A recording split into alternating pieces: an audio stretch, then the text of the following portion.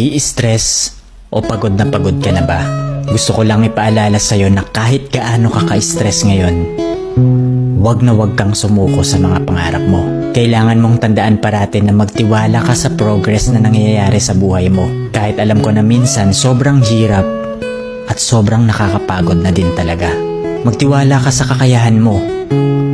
Ang dami mo nang nalagpasan na mga malalaking problema dati. Ngayon ka pa ba susuko? Patuloy ka lang na lumaban. Yung pakiramdam mo ngayon na nahuhuli ka na sa buhay, siguro dahil nakikita mo yung mga kakilala mo o yung mga kaibigan mo pakonti-konti may na-achieve na sila. Parati mong tandaan na lahat tayo ay may kanya-kanyang timeline sa buhay.